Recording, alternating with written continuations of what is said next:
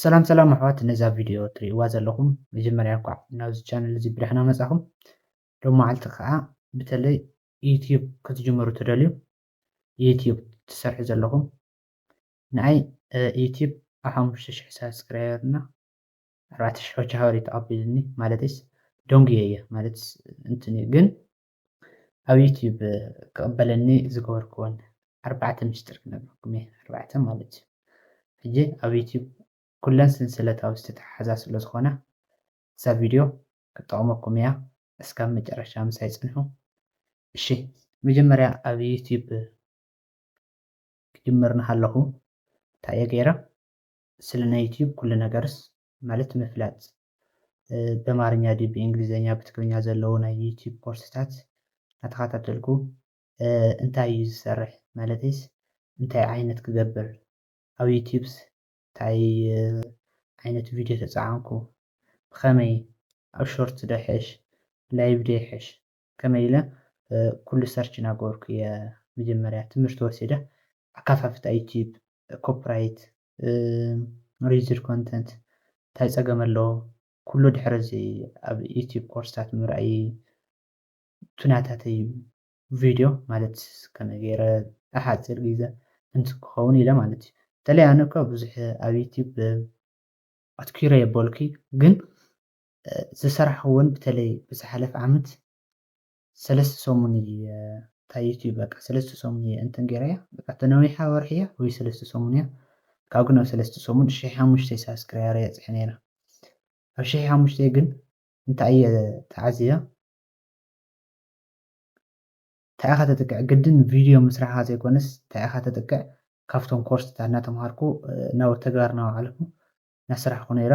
ካብኡ ኣቋሪፀዮ ድሕሪ ዓመት እየ ጀሚረ ማለት እዩ ሕጂ እታ መበል ካልኣይቲ ኣብ መጀመርያ መበል ካልኣይ ምስጢር ክነግረኩም ማለት እዩ መጀመርያ የግደስ እዩ ነይረ ዩቲዩብ ካፊተስ ቪድዮታት ስኢለየ ዋላት ሕግታት ይምሃር እምበር እንታይ ዓይነት ቪድዮ ኮንተንት ንሕብረተሰብ የምህር ድዩ ኣይምህር ስኢልካ መዘናግዒ ገለ እየ ዝለቅቕ ነይረ ግን ኣብተን ዝለቀለን ወርሒ ገለ ወይ 3 ሰሙን ቀፀልነ ስለ ነበረ ይወፅዩ ሕዚ ድሕራይ ግን እንታይ ገይረ መሲልኩም ሕጂ ግን ድሕሪ ዓመት ቅድሚ 2 ወርሒ 3 ወርሒ ማለት እዩ ላይቭ እየ ጀሚረ ማለት እዩ ላይቭ ጀሚረ ሓንቲ ዓይነት ማለት እዩ ብላይቭ 9 ሰዓት መሊአ እዮ ማለት እዩ ብዙሕ ሰዓት እየ ሰሪሐ ግን ዘየድሊ ኣፅርየ 9 ሰዓት እሱ ኣጥፍየ እዮ ሕጂ ንስኻትኩም እንድሕር ዳ ቪድዮ ክትሰርሑ እንድሕር ዘይትኽእሉ ኮይንኩም ወይ ከዓ እንድሕር ዘይምችየኩም ኮይኑ በተለይ ስደት ዘለኹም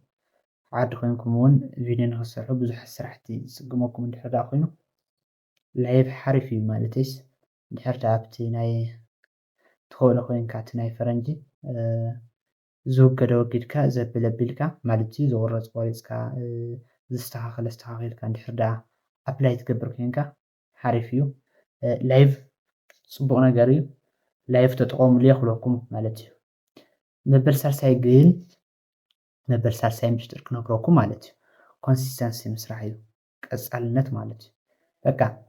እስካብ ሞኔታይዜሽን ክትኮንሉ ደረጃ ወይ ከዓ ድሕሪ ሞኔታይዜሽን ዘለውን ኣብ ዩቲዩብ በቃ ሓደ ትርጉም ክትረኽብዎ ትኽእሉ ኮንሲስተንሲ ምስራሕ እዩ ቀፃልነት ማለት እዩ ንስኻትኩም እንድሕር ዳ ዩቲዩብ ክሰርሕ እየ ኢልካ ጀሚርካ ወይ ከዓ ዩቲዩብ ክሰርሕ እየ ኢልካ ጀሚርኪ ዓይነት ኮንተንት ምረፂ ዓይነት ትሕዝቶ ምረፂ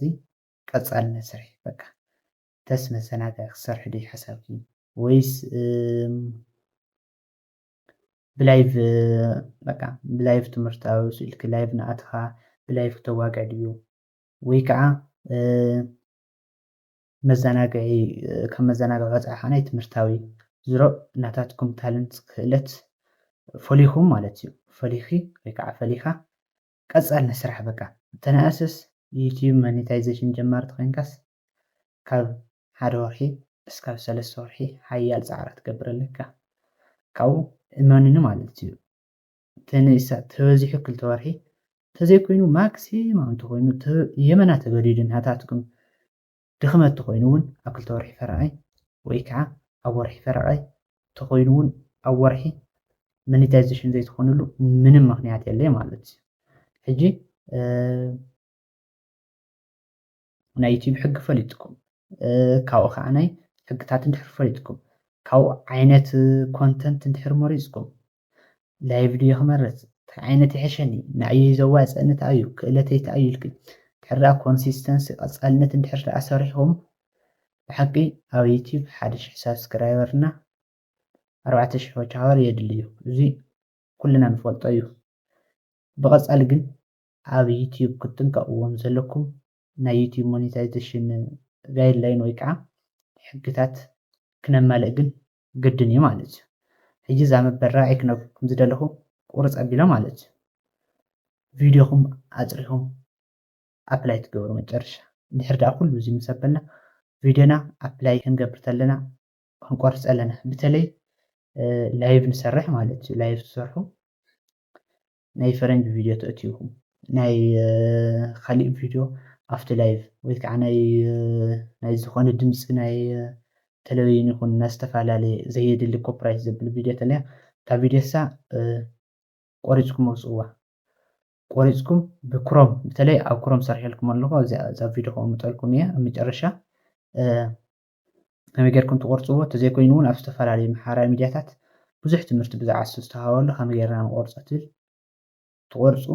መጨረሻ ኣፅሪኹም ኣፕላይ ትገብሩ ናተይ ቪድዮ ኩሎም ረእይዎ ኩሎም ኣፅረየ የመልኡ እዮም ማለት እዩ ቪድዮየ መጨረሻ ኣፅረየ ስለ ዝመላእኹ እየ ክቕበለኒ ክኢሉ ማለት እዩ። ሕጂ 1000 ሳብስክራይበር 4000 ዋች ኣወር እንድሕር ደኣ ኣፅሪኹም መሊእኹምዋ ኣድሰንስ ኮኔክት ጌርኩም 100% ክቕበለኩም እዩ። በተለይ ግን ተስፋ ከይትቆርፁ ኣብ ተስፋ ምቁራፅ ከይህልየኩም ማለት እዩ። ሕጂ ኣነስ ኢለ ብዙሓት ብውሽጡ እውን ስለተሓቱኒ እየ ነዚ ኢለ ከም እንትን ኢለ ብስራሕ ብዝሒ ኣነ እውን ብዙሕ ቪድዮ ይሰርሕን ግን ካብዚ ቀፃልነት ክሰርሕ እየ ማለት እዩ። ሕጂ ኣብ ላይቭ እየ እኳ ምስቲ ስራሕ ቢዚ ስለዝኾንኩ ላይቭ እየ ጎዲሰ ኮንሲስተንሲ ዝሰርሐ እየ በቲ ላይቭ እዩ ተቐቢልኒ ግን ቪድዮ ተትሰርሐ ከመይ ነይሩ ብቪድዮ ተትኾን ነይሩኸ ፅቡቅ ነይሩ ማለት እዩ። ኦዲየንስ ክሃንፅ ነይረ ኣብዛኛው ናተይ ፈረንጂ እንዲኦም ፈረንጂ እዮም እቶም እንትን ዝበልኒ ማለት እዩ ምስቲ ላይቭ እውን ስለ ዝሪእዎ ዝነበሩ ሕጂ ግን ቪድዮ ደይሕሽ ላይቭ ደይሕሽ ኣብ ዝብል ከዓ ናይ ብደንቢ ኣብ ቀፃሊ ቪድዮ ኣብዛ ድሕሪ እዚኣ ወይ ከዓ ድሕሪ ሳልሰይታ ብደንቢ ብፅሩይ ገይረ ክሰርሐልኩም እየ እዚ ንመእተዊ እየ ሰሪሕልኩም ዘለኹ ምሳይ ስለ ዝነበርኩም ብጣዕሚ ዘመስግን ግን ሓደራ ኮንሲስተንሲ ሆኑ ስለ ናይ ዩቲዩብ ሕጊ ፍለጡ ብደንቢ ኣፅንዑ እየ ክብለኩም ዝደሊ እስካብ መጨረሻ ምሳይ ስለ ዝነበርኩም ብጣዕሚ ዘመስግን ነዚ ቻነል ሲ ሳብስክራይበር ብምግባር ቤተሰብ ኩኑ ምስኹም ዝነበርኩ ድማ ደስታ እየ ኣብዚ ዩቲዩብ ቻናል ቁም ነገርና ዝተፈላለዩ ትምህርታዊ ዝኾነ ኮታስ መዘናገይ ትምህርታዊ